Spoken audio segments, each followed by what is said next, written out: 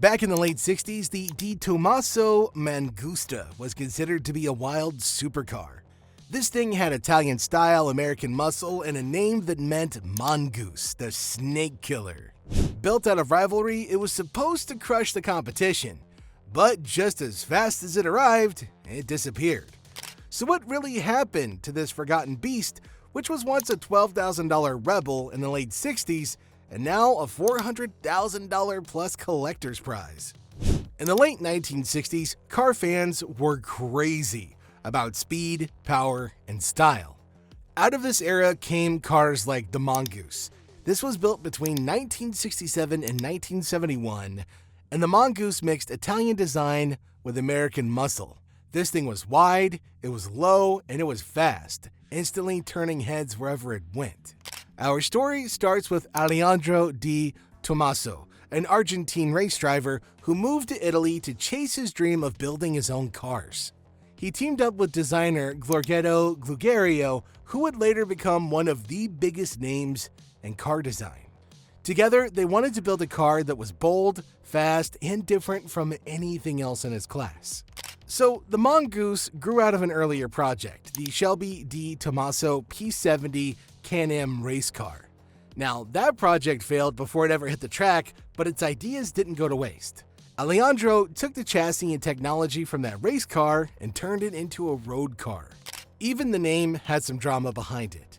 You know, mongoose, an animal famous for killing snakes. This wasn't an accidental name. It was a jab at Carroll Shelby and his famous AC Cobra sports car.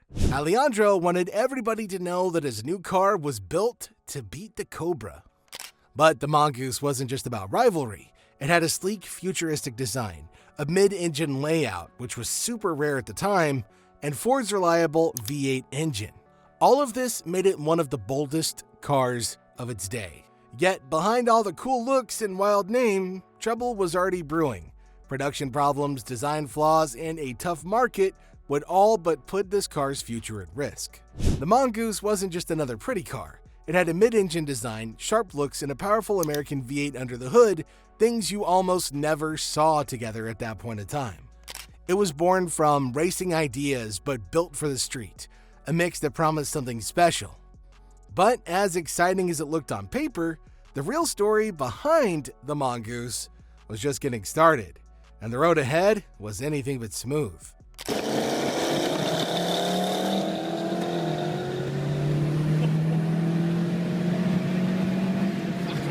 The backbone of the car came from the failed P70 experiment, a street chassis that was strong, light, and ready for speed. On top of that sat a 4.7-liter Ford V8. Now it pushed out around 306 horsepower, which was a lot for the late 60s. With this setup, it could hit a top speed of about 155 to 160 miles per hour and go from 0 to 60 in just over 6 seconds. For a road car back then, that was insanely fast. But what made it stand out even more was its layout. See, most cars at the time had their engines in the front. The Mongoose had its engine in the middle, right behind the seats. See, this gave it better balance and handling, something more common in race cars than road cars. And at just 1,300 kilograms, it was also light for all the power that it carried, which added to its performance. Now, on paper, the Mongoose could go head-to-head with some of the biggest names of the era, like Ferrari and Lamborghini. But while it looked and sounded like a rival, it didn't really live up to the hype. Drivers often said that the handling wasn't great, especially at high speeds. The steering could be tricky, and the car sometimes felt unstable.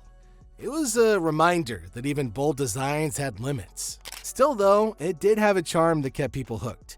Its twin rear engine covers opened like gull wings, making it look dramatic even when parked. Car lovers saw it as something different. For them, it wasn't perfect, but it was unforgettable. In an era when Ferraris and Lamborghinis ruled the streets, the Mongoose turned heads with its rebellious edge. Rock stars, young entrepreneurs, and risk takers were drawn to it because it didn't follow the rules. The car's low stance and brutal lines gave off a sense of danger, almost like it was daring you to tame it. Even magazines at the time treated it as an outlaw supercar, something beautiful but also unpredictable, and that image helped cement its cult status long before collectors began chasing it down. The story of the Mongoose isn't just about engineering, though. It's also about people. Alejandro never gave up on his dream, even when money and production problems got in the way. He kept on pushing forward. He kept building cars with passion more than with business sense. Dealers also played a role. In Germany, one dealer famously sold the last remaining stock of Mongooses in just 3 months, showing that there was real demand when the car reached the right market. Restoration stories also keep the Mongoose alive today. Enthusiasts spend years bringing these cars back to their original form, carefully preserving every detail. These projects are often called labors of love because they take so much time and effort. And restored Mongooses are now treasures, shown at classic car events and admired by collectors around the world. But there's more drama. See, the Mongoose was powerful, but it was also incredibly fragile. It was bold, but it was also flawed. And behind its beauty, there were constant challenges from production costs to reliability issues. But yet, all of that only added to the legend. The Mongoose may not have been perfect, but it was unforgettable. By 1971, its time was up. Production stopped as Tomaso moved to a new model, the Pantera, which stole the spotlight with better performance and more modern engineering. And yet, even as the Mongoose faded from showrooms, its reputation quietly grew among car lovers.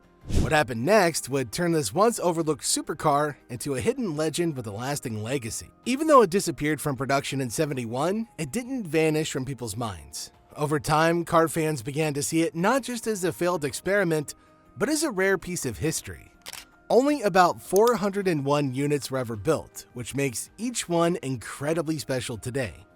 In the modern world, it's gained a new life. Restored models now sell at auctions for six-figure prices.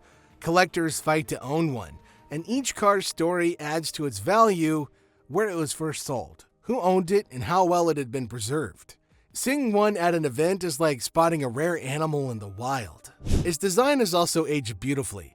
Its low, sharp body and dramatic gull-wing rear covers still look futuristic even decades later. Car designers and fans alike point to it as one of the boldest designs of the 1960s. While it may not have been perfect to drive, its look and spirit set it apart from almost every other car of its time.